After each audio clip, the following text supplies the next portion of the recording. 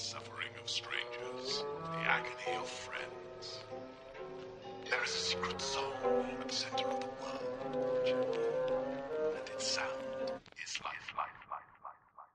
This is Fear a Day, presented by the Maximum Mediocrity Podcast, a 5-part miniseries documenting our friend Brad's descent into madness as he watches The Human Centipede 2 every day for 31 days straight.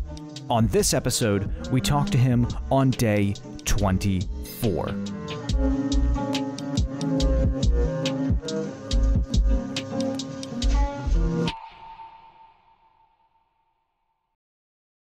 Okay, let's see if he'll answer.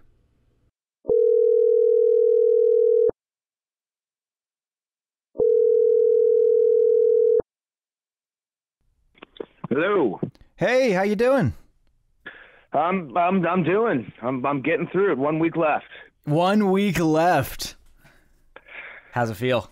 Yeah. It's exciting. So, you sound better.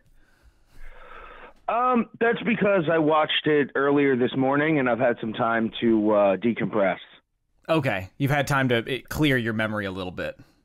Yeah, you normally talk to me like right after I watched it, and now it's like now I've had a little bit of time. I assure you though, I'm pretty far from all right. Have you are you watching it in the background right now? Yes, absolutely I am. Okay, I just wanted to make sure. Yep. So you mentioned, again, you sound better, but you mentioned that you're not really in the highest of spirits. What's going on? I don't know if we talked about this last time. I know we talked about it off the air, but you had found for me the full color version of the movie. Mm-hmm. And I have started watching that, and boy howdy, it's so much worse. Oh my! You watched the full color version? It exists. It's real. It is real. It is real. It exists, and it is somehow worse. Oh my God! This changes everything. It's somehow worse. Like it's not. See, I've been having trouble putting it into context because it's somehow less gross. Interesting. I didn't expect that. No. So it's less gross because what ends up happening is when he's making the centipede, especially at the end, he's in this like dingy, disgusting warehouse. Mm-hmm. And at the end, like he's covered, everyone's just covered in stuff. And in the black and white version, you're like, is this shit? Is this blood? Is this mud and dirt? You don't know, but it's just gross and grody and bleh. And in the full color version, it's like, oh, it's just blood. Just blood. Confirmed the filth is blood. Yeah, it's just blood. And for some reason, that's so much more boring. So in a weird way, the writer-director, Tom Six, was correct for shooting it in black and white. It weirdly makes it a better movie. Well, I had heard that they had changed it to black and white because for censorship, where the color version was just too brutal, and that was like the justification. But you're saying that actually by having it in black and white, it makes it worse. Yes, and it's like in a lot of like horror movies, when you have like a villain or a ghost or a monster that's killing a bunch of people, what's the worst thing that you can do? Show the monster. Because once you show the monster, it gets out of your brain, because your brain is able to make something scarier and more grotesque than you can make with CGI or puppetry or whatever. So like once you know what all this stuff is, it somehow becomes boring. I don't know. It's really weird. Well, I think that when it's in your head, you're thinking of the worst case scenario. Like you're thinking of, oh God, how horrible can it be? So when you finally get to see it, it's never as bad as you thought. Yeah, it's not as bad. Kind of a life lesson, honestly. Yeah. It's just, and that's what, I mean, Human Centipede 2, it teaches you life lessons. Exactly. We finally found the meaning of the movie. We did. We found the meaning of the movie. Oh, and I can actually another interesting follow up I can do with the full color one. It's not all like great, because it's still pretty bad. I mean, don't get me wrong. To follow up on I guess our last two conversations, I can now confirm that I was not aware of this in the black and white version, but having watched the full color version, I can confirm that yes, there is in fact a decent amount of blood while he's masturbating with sandpaper. Oh, okay. Oh, God. That the image hit me right as you were saying it. I didn't see it before, but I saw it this time. Wait, can you also confirm, was the poop brown? Yeah, it was. Yep. So the poop is brown in the black and white version, in that one scene. Poop is brown in the black and white version, yes. Son of a bitch. But it is absolutely brown, and they do fake like camera splatter on it in that scene too. So like it shoots off at the camera like you're playing like a video game or something. Mm-hmm. So how many times have you watched the color version as your daily watch of The Human Centipede 2 full sequence? I started watching it on the 22nd, so 3 times. Okay, because today's the 24th. Yes. All right, so 3 times. So is that going to be your default version from here on out?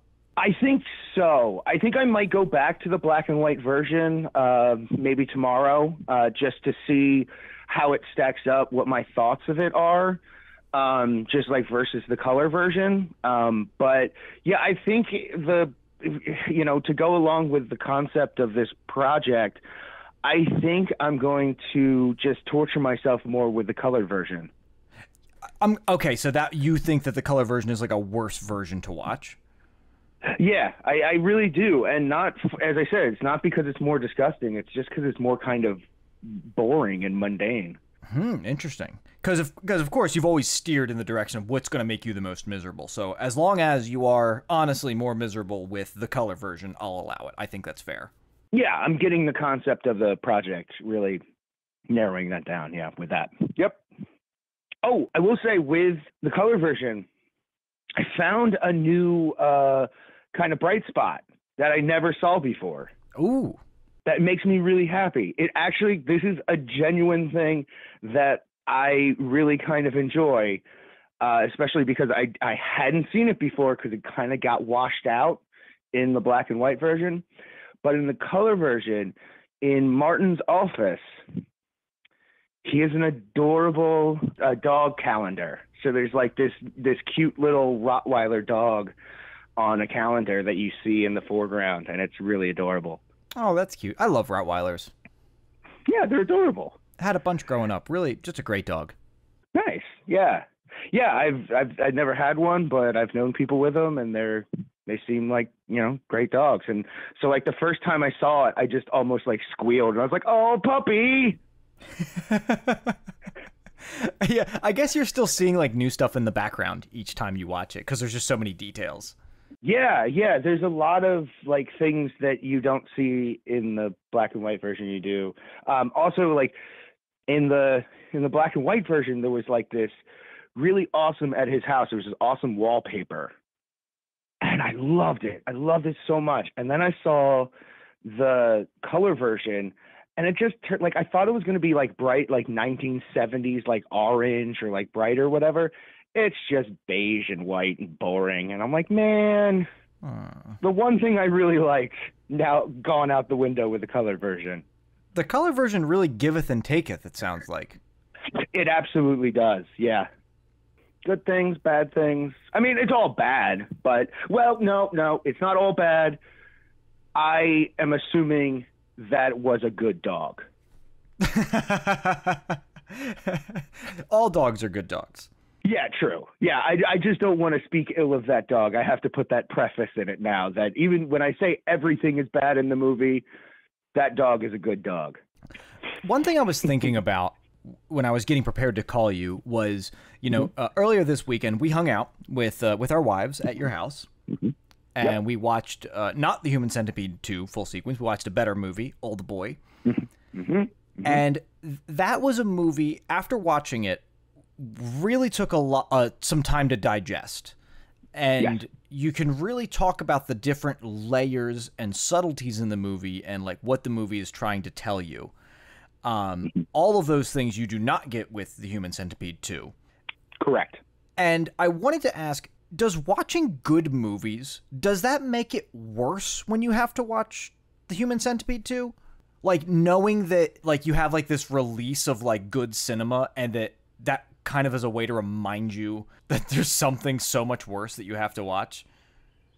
Yeah, that's a great question. Yeah, it is interesting because, you know, Friday, of course, I watched both. I watched Human Centipede 2 earlier in the day, and then, which is, you know, utterly disturbing. And then I watched Old Boy, and that later with you guys, and that is utterly disturbing too, just on so many different ways. And it really just shows just how wrong Human Centipede 2 is. How it just doesn't get the atmosphere and horror. I mean, both of them, in fact, have sequences with a hammer being taken to someone's teeth. These really intense teeth trauma scenes. And the Human Centipede 2 one, it's gross, it's disgusting, but it's not like effective in the way that it should. It's just gross for the sake of being gross. And it doesn't really do anything in the story. It's just kind of there. In Old Boy 1, it's shot way better. You know, it looks better. It's still gross. It is in service of the story. And there's more of a visceral impact and emotional impact when you watch that. I'm glad I actually watched Human Centipede 2 first and then did Old Boy, because if I did Old Boy and then Human Centipede 2, I think I would have just lost it, because, you know, you can't start good and go down. You got to start bad and go up. Yeah, I think it was better. As we were walking up to your house, I even looked at Abby and I went, just think, in that house, someone has watched the Human Centipede 2 today. Yeah. Oh, that's ominous. A gross thought. That's a disgusting thought. Oh, man. Let me tell you, it's so interesting to watch, like, me and you interact while our wives interact with each other in the same room, because it's like, there they are, and they're both, like, amazing, talented, creative people. And like, you like look over at them and they're like drawing and they're painting and they're like exchanging ideas as to like how to make their art better and like new projects that they're working on. And then you like pan to us and we're just like two monkeys like playing in shit. And like the one monkey's like, he's like sitting in shit and he's like beating himself with a rock. And then there's another monkey who's like filming that monkey who's also covered in shit. And like that monkey's wearing a beret and the other monkey's wearing a fucking Devo hat. That is weirdly the most accurate description I've ever heard of this entire like interview situation. Yeah, absolutely. Like that's the most accurate encapsulation I've ever heard of something. Yes, that's absolutely true. Just I think about that and just how lucky we are that they even associate with us and our stupid ideas. Yeah, I have no idea why they do it, and yeah, that's on them. But you know, we got lucky. Yeah, we definitely upgraded. And my wife is doing a Fun a Day project too. So like she's drawing every single day. She like creates like a weird sketch of a monster, and they always look so interesting and different. And she's drawing from different sources and like getting books out of a library and defines like different visual, like different insects you can base it on, different things, and just really kind of challenging herself to do, you know, she did one the other day that doesn't even seem to have eyes or a mouth or anything. It's just a weird, like, massive weirdness. Really great challenging stuff. And yeah, I'm just in the corner playing in shit. Yeah, watching The Human Centipede 2 while she like thinks through these ideas and like really puts like time and research into stuff. Yep. Yeah, it's funny. I think out of the four of us, I'm the only one like technically not doing a fun-a-day. Abby is also doing a fun-a-day where she's watercoloring baby animals. And oh, nice. I'm sure you would give anything to look at baby animal pictures rather than watch The Human Centipede 2 full sequence again. Oh, 100%. Yeah. I mean, I've found, I think it was on one of my first days that I watched it. One of my first responses was, I did it for the, like, I just finished watching this movie. I'm going to watch videos of baby elephants. And I did, and it made me feel great. Oh, she actually has a baby elephant that she's doing. That's adorable. Yep, your reward for finishing this is that you'll get to see it. Aw, that's awesome. Who doesn't love a baby elephant? Oh, they're so funny looking. Yeah, and they always seem to have so much fun. Yeah, there's so much personality. Yeah. So, you can see the finish line at this point. You have about, let's see, today's the 24th. So that means you have 1, 2, 3, 4, 5, 6, 7 more viewings left. That's it. Does that make it easier or harder for you right now? So much harder. So much harder. How so? Because it's, having watched it 24 times, I feel like I've seen everything there is to see. That's why actually it was kind of interesting having the full color version, is there was different stuff for me to take notes on. But I've seen almost every aspect of this movie, up, down, left, right, everywhere, and like, oh, it's just becoming so much harder to watch it. It's not easier in any way, because I know what I'm in for. I know what I have to watch, and because I know what I have to watch, it gets harder and harder for me to not check my phone, to not lose interest, to focus directly on the movie. So it's becoming more of a slog every single day. So by seeing the finish line, that doesn't inspire you at all? I mean, there is a degree of that, yes. I am excited that the finish line is coming up, and it does make me happy, but it doesn't make the viewing experience easier. It makes the time in between viewing easier, but not the actual viewing experience. I see. If you were given the option, would you have chosen to watch the color version this whole time? No, I think it was cool to do both of them. I think it was interesting to do both. If I were to be given another chance, I probably wouldn't. I just wouldn't do this. Are you beginning to regret your decision for this project? I mean, I kind of regretted it on day 2. I'm just really hoping that the end result of this project, between what I'm going to end up creating, the art that I end up creating with it, and this whole listener experience that you have created, I hope I can take some pride.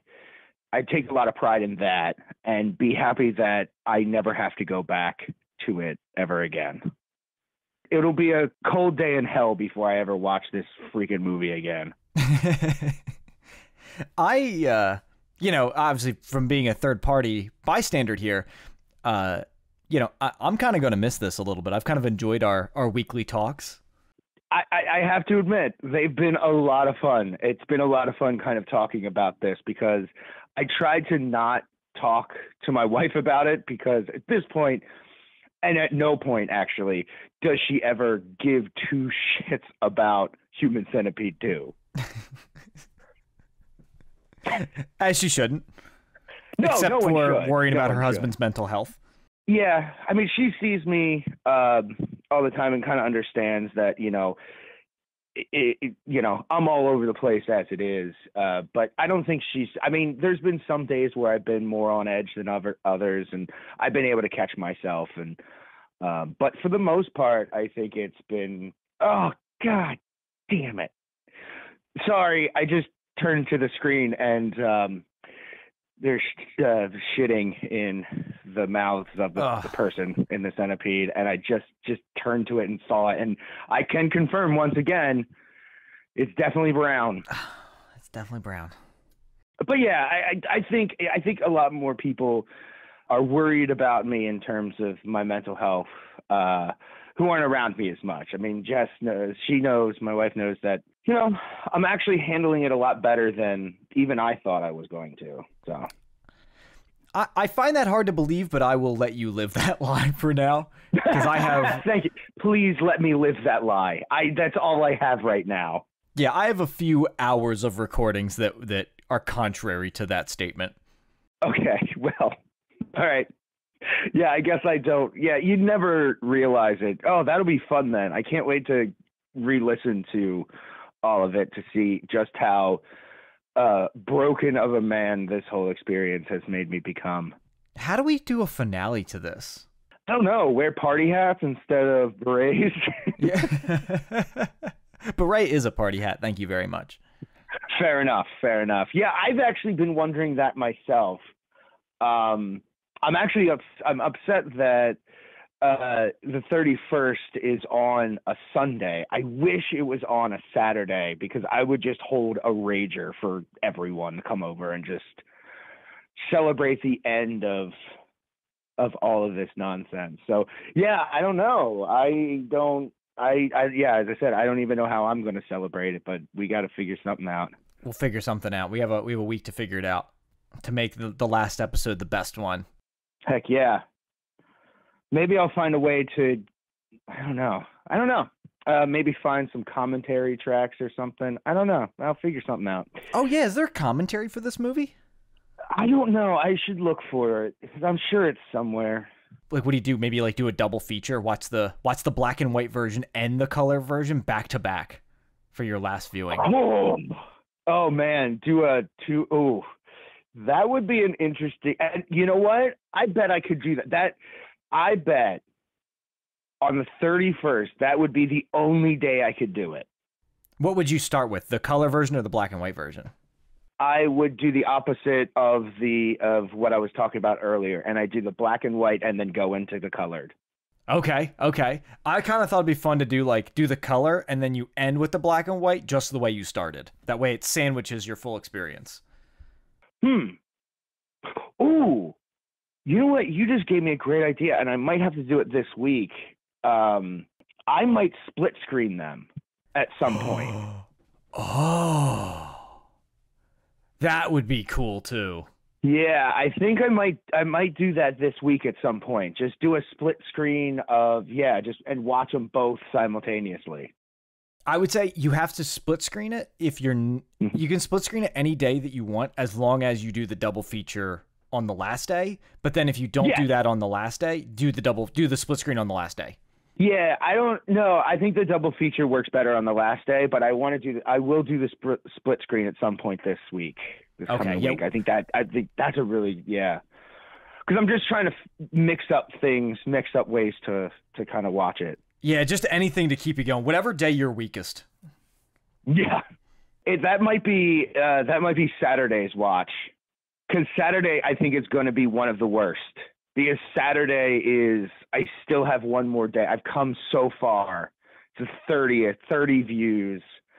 And I'm just like, I have 2 more times, So. Yeah, that's like a hollow victory.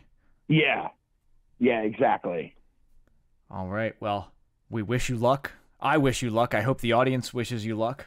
I hope they do too. I really do. And again, I want to make it very clear. If I sound like I'm in a better mood, I think I'm more like punch drunk than anything. I think that's kind of a better way to to say what it's like. And again, do not watch this movie. Don't watch this movie. While I say the black and white version is better, doesn't make it good by any stretch of the word. All right. Well, thank you very much for your time once again, Brad. Thank you for your dedication to this project, and I'll talk to you in 7 days. Sounds great. I'll talk to you then. All right. Bye. Bye. This has been the 4th episode of Fear a Day, presented by the Maximum Mediocrity Podcast. If you would like to hear the rest of this series, please consider subscribing. Our theme song is Unbearable by Dominant.